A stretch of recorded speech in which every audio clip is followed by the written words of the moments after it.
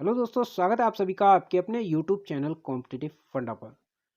दोस्तों, आज का ये वीडियो मुझे इसलिए बनाना पड़ रहा है कि मैं लगातार देख रहा हूँ बहुत सारे ऐसे कैंडिडेट हैं जिनके 100 के आसपास नंबर बन रहे हैं, लेकिन फिर भी उन्होंने अभी तक रनिंग स्टार्ट नहीं की है। वो लगातार मुझे वीडियोस पे कमेंट भी कर रहे हैं कि सर मेरे तो 105 नंबर हो रहे हैं ओबीसी में, क्या मेरा सिलेक्शन होगा, मैं रनिंग स्टार्ट करूँ या नहीं करूँ। वो एससी में 95 है सर, क्या मेरा सिलेक्शन हो सकता है। एसटी में मेरे 92 हैं, क्या मेरा सिलेक्शन होगा, रनिंग करूँ या ना करूँ। तो इस तरह के बार बार आप जो सवाल पूछ रहे हैं, इनका कोई अभी मतलब नहीं है, क्योंकि मैंने आपको पहले भी अपने वीडियोस में बताया हुआ है कि देखिए जनरली होगा क्या, अभी नॉर्मलाइजेशन होना है और नॉर्मलाइजेशन में बहुत बड़ा चेंजेस आपको देखने को मिल सकता है। ऐसा नहीं है कि आपके अभी जो है 95 नंबर हैं तो आपका जो है सिलेक्शन नहीं होगा। अभी भी मैंने आपको बताया लगभग 95 या 100 के आसपास जिनके भी नंबर बन रहे हैं, उनके सभी के चांसेस हैं कि उनको डीवीपीएसटी के लिए बुलाया जाए। ना केवल डीवीपीएसटी के लिए बुलाया जाए, हो सकता है उनका फाइनल सिलेक्शन भी हो, तो ऐसा भी नहीं है।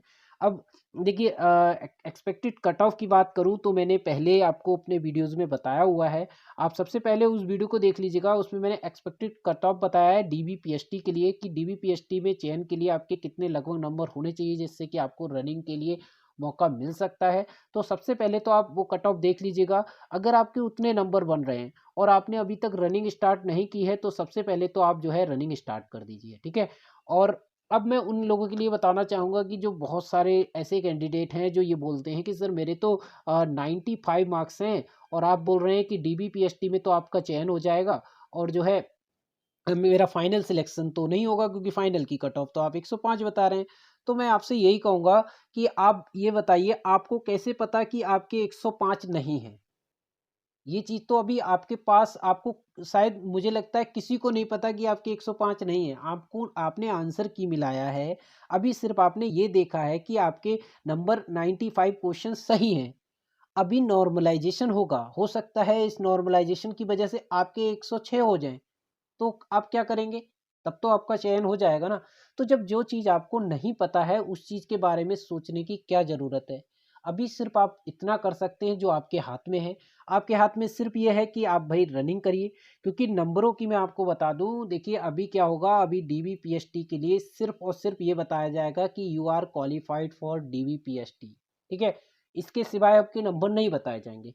उसके बाद आप जो पीईटी करेंगे यानी रनिंग देंगे, रनिंग में जो भी कैंडिडेट पास होंगे उनकी फाइनल मेरिट बनेगी। उसमें दो तरह की लिस्ट बनती है, पहली सिलेक्टेड और दूसरी नॉन सिलेक्टेड।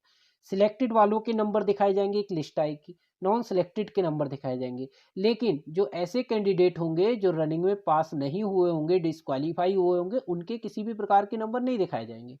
तो अब मानिए आपने 95 आपके नंबर थे, आपने ये मान के रनिंग नहीं की कि आपका तो होना नहीं है, तो आप क्यों रनिंग करें? तो आप रनिंग में डिस्क्वालीफाई हो गए और पता चला आपके ही 95 का कोई आपकी शिफ्ट का कोई आपका साथी था और उसने रनिंग पास कर ली और फाइनली वो सिलेक्ट भी हो गया। तो आप सोचिए कि आपको कितना दुख होगा, क्योंकि जिस भर्ती के लिए आप मान सकते हैं कि 13.5 लाख बच्चों ने फॉर्म भरा है, तो कहीं न कहीं उन लोगों ने दरोगा बनने का सपना देखा होगा। और जिस चीज़ के लिए इतने ज़्यादा संख्या में लोग सपना देख रहे हैं, अगर वो चीज़ आपको मिलते-मिलते रह जाए सिर्फ़ आपकी थोड़ी-सी गलती की या लापरवाही की वजह से, तो आपको कितना ज़्यादा दुख होगा। तो ताकि आप बाद में आपको ना पछताना पड़े, इसलिए मैं आपको अभी से बता रहा हूँ। अगर आपके जो है कट ऑफ के अकॉर्डिंग नंबर बन रहे हैं, जो मैंने कट ऑफ बताया हुआ है, उसके हिसाब से आपके नंबर बन रहे हैं, तो आप अभी से रनिंग स्टार्ट कर दीजिए। दूसरा, मैं उन कैंडिडेट के लिए कहना चाहूँगा जो अभी भी इस चीज़ को लेकर ओवर ओवर कॉन्फिडेंस में हैं कि देखिए मैं तो रनिंग करता हूँ और मैंने कांस्टेबल में 20 मिनट में रनिंग कर ली थी, ठीक है? और मैं तो ग्राउंड पे जाऊँगा और 2 दिन में रनिंग कर लूँगा, कोई बड़ी चीज़ नहीं है। कांस्टेबल में जो है रनिंग मैं 20 मिनट में कर चुका था, यहाँ तो 28 मिनट में करनी है, बहुत आसानी से कर लूँगा। देखिए, मेरा खुद का पर्सनल अनुभव है, मैंने ऐसे भी बहुत सारे कैंडिडेट देखे हैं, जो मैं अब आपको बताऊँ, पहले कांस्टेबल की एक भर्ती थी, उसमें मेरे साथ एक कैंडिडेट था, उसने जो रनिंग की थी, उस समय मेरी रनिंग लगभग 26 मिनट में आई थी, ठीक है? तो मेरा फाइनली उसमें सिलेक्शन नहीं हुआ था, रनिंग के नंबर हुआ करते थे उस समय, ठीक है? तो अब उस समय एक कैंडिडेट था जिसके 21 मिनट में रनिंग आई थी। उसके बाद वही कैंडिडेट मेरे साथ जो दरोगा की भर्ती थी, उसमें भी सिलेक्ट हुआ। और बाद में वो इस चीज़ को लेके ओवर कॉन्फिडेंस में था कि मैं तो 21 मिनट में रनिंग किया हुआ हूँ। अरे मैं 28 मिनट में तो बड़े आसानी से रनिंग कर लूँगा। रनिंग वो ग्राउंड पे कभी रनिंग करने नहीं आता था। मैं डेली जाता था, मैंने देखा वो कभी नहीं आता। मुश्किल से लास्ट के 4 या 5 दिन वो रनिंग करने आया होगा। और उसके बाद हुआ क्या, जिस दिन उसकी रनिंग थी, मेरी भी रनिंग उस दिन थी। तो उस दिन जब वो 10वें चक्कर में था, मेरे साथ दौड़ रहा था, 10वें चक्कर में वो मुझे रास्ते में मिलता है और वो वहाँ पर मैंने देखा तो वो खड़ा हुआ है। उसकी साँस फूलने लगी है, उसकी हिम्मत नहीं हुई कि वो रनिंग कर पाए। जब 12 चक्कर के बाद मैं उससे मिला तो वो मुझसे कहता है, "यार हिम्मत ही नहीं हुई, मेरे से तो दौड़ा ही नहीं गया, ये लग रहा था चक्कर आ जाएँगे, मैं गिर जाऊँगा और ये वो तमाम चीज़ें।" मतलब ओवरऑल वही है कि देखिए रनिंग क्या है, प्रैक्टिस का खेल है। आप कितने भी बड़े महारथी हों, लेकिन आपने अगर प्रैक्टिस नहीं की है तो शायद मुझे नहीं लगता आप रनिंग कर पाएँगे। हाँ, कुछ लोग एक्सेप्शनल केसेज़ होते हैं, 2-4% ऐसे होंगे जो हो सकता है रात में उठें और सुबह को रनिंग दे के आ जाएँ और पास हो जाएँ, ठीक है? लेकिन वो कुछ ही होते हैं। मुझे जहाँ तक लगता है इस भर्ती में जो कैंडिडेट हैं वो मोस्टली वही हैं जिनकी रनिंग बहुत ज़्यादा अच्छी नहीं है। और देखिए 5 किलोमीटर की रनिंग कोई मामूली नहीं होती। अगर आप अपनी बॉडी को इस लायक नहीं बनाएँगे, आपकी बॉडी का स्टैमिना अगर उस लायक नहीं होगा, तो यकीन मानिए आप रनिंग नहीं कर पाएँगे। अब स्टैमिना के लिए आप ये तो नहीं है कि 2 दिन में आप दौड़ के जो है बॉडी का स्टैमिना बढ़ा लेंगे, ठीक है? तो उसके लिए आपको लगातार प्रैक्टिस करनी होगी। प्रैक्टिस को क्या है, आपको सबसे पहले जो वर्क करना होगा बॉडी स्टैमिना पे करना होगा। अगर आप बॉयज़ हैं, तो बॉयज़ में जो आपको लगभग 30 से 35 मिनट अपने आप को दौड़ाना होगा, यानी दौड़ने की प्रैक्टिस करनी होगी। गर्ल्स के लिए मैं बताऊँ, लगभग जो 16 मिनट की रनिंग है, तो आपको 16 से 20 मिनट के आसपास जो है लगातार नॉन स्टॉप दौड़ने की प्रैक्टिस करनी होगी।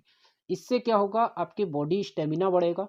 उससे क्या होगा, जहाँ आप 35 मिनट दौड़ पाते हैं, तो आप यकीन मानिए जब आप 28वें मिनट में होंगे, तो उसके उस समय क्योंकि आप पत्ती 35 मिनट दौड़ने की पावर रखते होंगे, तो जब 35 मिनट दौड़ने की पावर रखते होंगे, तो 7 मिनट की एनर्जी आपके पास रहेगी। तो जब वहाँ पर आपको 28 मिनट में कोई रनिंग कंप्लीट करनी है, तो कहीं न कहीं आप जब 26वें या 27वें मिनट में होंगे, तो आप डबल अपनी पूरी मेहनत से उसको लास्ट चक्कर को और अच्छे से दौड़ सकते हैं। क्योंकि आगे के 7-8 मिनट जब आप दौड़ते थे, तब भी तो आपके अंदर एनर्जी थी ना। तो वो एनर्जी को सिर्फ़ आपको एक चक्कर में ही तो लगानी है। तो इससे क्या होगा, आपका बॉडी स्टैमिना होगा, जब आपका शरीर साथ देगा तभी आप रनिंग कर पाएँगे, ठीक है? पहले ब चीज़ है वो है आपका बॉडी, बॉडी अगर आपकी साथ देती है तब आप रनिंग कर पाएँगे। और दूसरा जो है आपका माइंड। देखिए माइंड बहुत ज़रूरी है, क्योंकि माइंड का पूरा खेल है। हो सकता है बॉडी आपकी बिल्कुल भरपूर एनर्जी हो, लेकिन बॉडी आपकी 10वें या 11वें चक्कर में जाके कह दे, आपके माइंड में ये चीज़ आए, यार नहीं हो पाएगा। और यकीन मानिए अगर आपने 11वें चक्कर क्या, अगर आपने आखिरी कदम से पहले दिमाग ने ये कह दिया नहीं हो पाएगा, तो आप आखिरी पैर भी रखते समय नहीं रख पाएँगे, ये समझिए। क्योंकि पूरा रनिंग का जो खेल है माइंड का है। आप अभी अगर ग्राउंड में जा रहे होंगे तो आपने ये चीज़ अनुभव की होगी कि जब आप पहला या चक्कर लगाते हैं बड़ा कॉन्फिडेंस में कि सुबह उठ के आए आपने रनिंग कर ली। उसके बाद जब दूसरे पे जब जाते हैं तो थोड़ा-सा मन करता है, तीसरे पे आके आपका मन करता है यार रहने दे, कुछ नहीं होगा यार, नहीं लग पाएगी मुझसे। समझ रहे हैं ना? तो इस तरह का क्या है, सारा माइंड का खेल है। तो आपको अपने माइंड को कंट्रोल करते हुए चलना है। माइंड के साथ आपको कैसे खेलना है, कैसे उसको धोखा देना है, वो मैंने आपको एक वीडियो बनाया हुआ है रनिंग पर आधारित, जिसमें मैंने बताया कि कैसे आप जो है मात्र 14 से 15 दिन के अंदर आप रनिंग की तैयारी कर सकते हैं अगर आप बिगिनर हैं। तो उस वीडियो को देख लीजिएगा, उसमें मैंने पूरा स्ट्रैटेजी बताया हुआ है कि आपको डेली टू डेली कैसे तैयारी करना है। और जब फाइनल आपकी रनिंग होगी, तो उस दिन आपको क्या करना है? फाइनल रनिंग के दौरान आपको किस तरह से टाइम स्लैब रखना है कि आपको कितने समय के अंदर कितने चक्कर कंप्लीट कर लेने हैं, जिससे क्या है आपके ऊपर प्रेशर नहीं होगा और आप आसानी से रनिंग कर पाएँगे। ऐसे ही मैंने बॉयज़ के लिए, ऐसे ही गर्ल्स के लिए बताया हुआ है। तो आप उस वीडियो को एक बार ज़रूर देखिएगा पहले। उसके बाद जो मैं बातें बता रहा हूँ, जो उस वीडियो में नहीं बता पाया, तो उन चीज़ों को आप फ़ॉलो करिए। यकीन मानिए आप आसानी से रनिंग कर पाएँगे। तो देखिए मन के लिए आपको कैसे, माइंड के लिए कैसे धोखा देना है। मतलब क्या है, आपको ये करना है कि अगर आप बॉयज़ हैं तो आपको ये देखिए 12 चक्कर ग्राउंड के लगाने हैं। तो आपको माइंड को ये बोलना है कि यार शुरू में 3 चक्कर लगाने हैं। पहला चक्कर तेज़ी से, उसके बाद बड़े आराम-आराम से घु दौड़ना है। जैसे ही आपके 3 चक्कर हो जाते हैं, उस समय उसकी आपकी बॉडी, आपका माइंड ये कहेगा कि नहीं यार अब नहीं हो पाएगा, आज तो यार बहुत थकान लग रही है, नहीं हो पाएगा। उसके बाद आपको ये बोलना है यार 3 चक्कर और मार ले बस। कैसे भी करके हिम्मत करके 3 लगा ले। जैसे ही आपके 3 होंगे ना, उस समय आपकी बॉडी गर्म हो चुकी होगी, आपके ये 6 चक्कर हो गए, अब आपको लग रहा होगा कि आपने 50% तो कर ही लिया। अब आप आधा कर चुके हैं, अब आप रुक रहे हैं तो बेवकूफ़ी होगी। तो आपके माइंड पे थोड़ा एक सकारात्मक एक मोटिवेशन मिलेगा और आप उस समय फिर आगे उसको चुनौती दीजिए कि सिर्फ़ आपको 3 ही लगाने हैं बस। 3 अगर तूने लगा लिए, तो आखिर के 3 तो मैं कर ही लूँगा। तो अगले उसको माइंड को ये बोलना है, और जब आप ये बोलेंगे तो 3 पर टारगेट रखिए, गिनती में अपने दिमाग में रखिए कि बस 2 रह गए, 1 रह गया, इस तरह से चलाते रहिए। और जब लास्ट के आपके 3 रह जाएँ, तो आपको सिर्फ़ ये बोलना है कि देख बस 3 रह गए हैं, अगर ये 3 आज लगा लिए तो बस ये समझ लो मैं दरोगा बन गया। आपके कितने भी नंबर हैं, आपको वहाँ पर ये चीज़ भूल के जाना है कि आपके नंबर कितने हैं, कि यार नहीं होगा यार, क्यों मैं दौड़ रहा हूँ, क्यों मेहनत कर रहा हूँ। ये सब बिल्कुल दिमाग से, अगर आप दौड़ रहे हैं तो सिर्फ़ आप द रनिंग पर फ़ोकस करिए, और ये मान के चलिए कि आप आज रनिंग कर लेंगे तो आपका सिलेक्शन पक्का हो जाएगा, ठीक है? तो लास्ट के 3 चक्कर जो है इस तरह से आप अगर माइंड को बोलेंगे तो आपका लग जाएगा। ऐसे ही मैंने गर्ल्स के लिए मैं कहूँगा 2-2 चक्कर का आप बनाइए, 6 चक्कर आपको लगाने हैं। तो जो है 2 आपको स्टार्टिंग में लगाने हैं, वो तो आपको नहीं पता चलेंगे। लास्ट के 2 ये कह के आप कर सकती हैं कि देखिए अब 2 ही तो रह गए हैं, और बीच के 2 सिर्फ़ आराम-आराम से करने हैं। अब इनके लिए अलग-अलग टाइमिंग मैंने बताई हुई है कि कितने-कितने टाइम के अंदर आपको कर लेना है, तो वो टाइमिंग के लिए आप वो वीडियो देख लीजिएगा, उसमें पूरा टाइमिंग बताई हुई है कि कितने-कितने टाइम में आपके 2 चक्कर हो जाने चाहिए, अगले 2 चक्कर कितने मिनट में होने चाहिए, और उसके बाद अगले चक्कर कितने मिनट में होने चाहिए, ठीक है? तो इस तरह से उस वीडियो में मैंने सब कुछ बताया हुआ है, तो वो आप देख लीजिएगा। माइंड के साथ आपको ऐसे खेलना है। दूसरा, आपको सेल्फ मोटिवेटेड रहना है। देखिए, मोटिवेशन आपको कोई भी नहीं दे सकता, जो कि आपको आप खुद दे सकते हैं, ठीक है? मोटिवेशन के लिए आपको क्या करना है, सबसे ज़्यादा आपको जो है अपने आप को अपनी परिस्थितियों को, अपने जो है अपने परिवार को, अपने फ्यूचर को, अपने पास्ट को, इन सारी चीज़ों को सोचते हुए चलना है। अगर आपके माइंड में कहीं न कहीं आपके फैमिली के बारे में होगा कि यार मेरी फैमिली में ये चीज़ें चल रही हैं।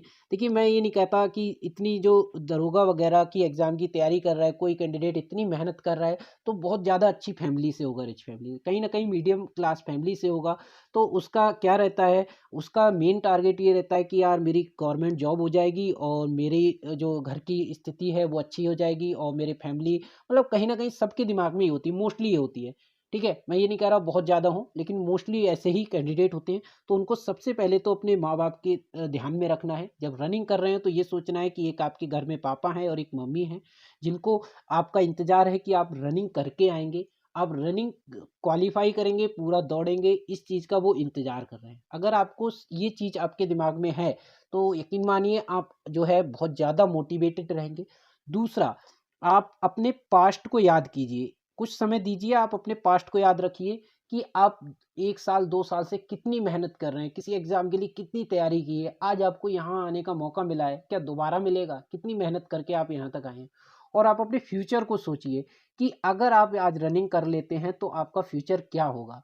आपकी लाइफ़ एकदम चेंज हो जाएगी, आपके साथ-साथ आपकी फैमिली की लाइफ़ चेंज हो जाएगी। यानी कि आपकी आज की रनिंग से कितने लोगों की जो है ज़िंदगी इससे जुड़ी हुई है, और कितने लोगों की ज़िंदगी इससे सँभलने वाली है।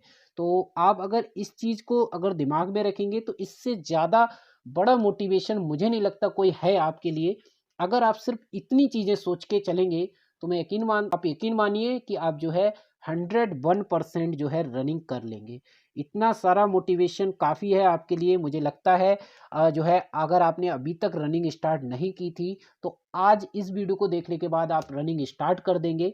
और आपको अगर रनिंग में कोई भी समस्या आ रही है, तो आप वीडियो में जाकर मुझे कमेंट करके बताइएगा, ताकि मैं अपनी नेक्स्ट वीडियो में आपको उसके भी कोई भी जो सॉल्यूशन होगा, बेस्ट सॉल्यूशन, वो मैं आपको बता दूंगा।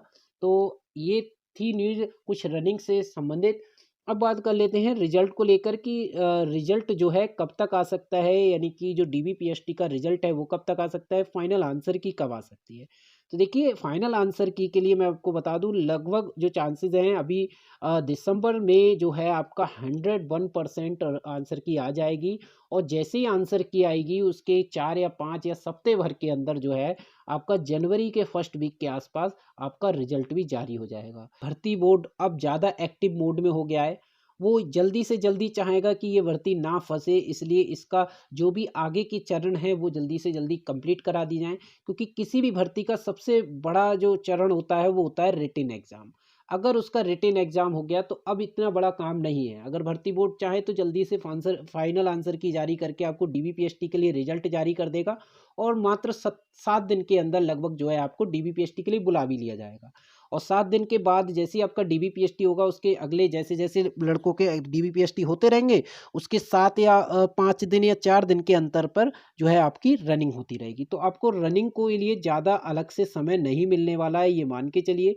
कुछ लोग अभी भी इस धोखे में हैं कि कहीं जो रनिंग है अब तो इलेक्शन के बाद होगी, आचार संहिता लग जाएगी। तो देखिए आचार संहिता में क्या होता है, जो भी नई नोटिफिकेशन होता है वो गवर्नमेंट की तरफ से नहीं निकाला जा सकता, लेकिन जो भी भर्तियां प्रचलन में हैं ऑलरेडी, तो उन पर काम हो सकता है, क्योंकि आयोग जो है अपना काम लगातार करता रहेगा। तो आप इस चीज़ के बिल्कुल धोखे में मत रहिए कि रनिंग जो है अब इलेक्शन के बाद होगी। मैं आपको बता रहा हूँ, रनिंग जो है लगभग जनवरी के लास्ट वीक तक हो जाएगी, या फिर हो सकता है फरवरी में भी जाए, अगर जो है आपका जनवरी फर्स्ट वीक में रिजल्ट डीबीपीएसटी का जो रिजल्ट जारी हो जाता है तो। ठीक है, तो आप बिल्कुल रनिंग पर फोकस करिए, और जो लोग तरह तरह के फालतू के कन्फ्यूजन में हैं वो कन्फ्यूजन में ना रहें। मैं आपको पहले भी बता चुका हूँ, अभी आपको और मुझे किसी को नहीं पता कि आफ्टर नॉर्मलाइजेशन आपके नंबर कितने होंगे। ठीक है, और ना ही आपको दिखाए जाएंगे। आप 95 वाले हैं, अगर आप डीबीपीएसटी में सिलेक्ट होते हैं तो आप ये मान के चलिए आपका सिलेक्शन पक्का हो जाएगा, अगर आप रनिंग कर लेंगे। क्योंकि आपको नहीं पता है कि 95 से आपके 105 हुए हैं या 110 हुए हैं या आपके 101 हुए हैं। तो इसलिए आप अभी से क्यों मान के बैठ रहे हो कि नहीं यार मेरा तो नहीं होगा, मेरे तो बहुत कम नंबर है और रनिंग भी निकाल लूँगा तो कौन सा हो जाना है।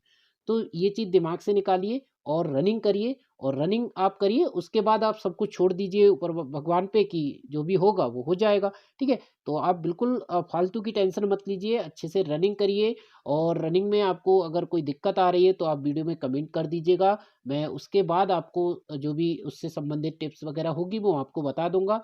और रनिंग का जो वीडियो मैंने बनाया हुआ है वो आप एक बार देख लीजिएगा, मुझे लगता है उसके बाद आपको कोई भी कन्फ्यूज़न नहीं रहेगा। तो जो भी छोटे-मोटे कन्फ्यूज़न आपको आ रहे होंगे तो उस वीडियो को देखने के बाद आपके दूर हो जाएँगे। आज का ये वीडियो पसंद आया हो तो एक बार वीडियो के कमेंट बॉक्स में जाके जय हिंद ज़रूर लिख दीजिएगा। इससे मुझे लगेगा कि आप लोग जो है वीडियो को पसंद कर रहे हैं, और इससे जुड़ी हुई जो भी छोटी-मोटी चीज़ें होंगी वो आपको लगातार मैं वीडियोज़ के माध्यम से देता रहूँगा। तो चलिए तब तक मिलते हैं अपनी नेक्स्ट वीडियो में। टेक केयर, जय हिंद।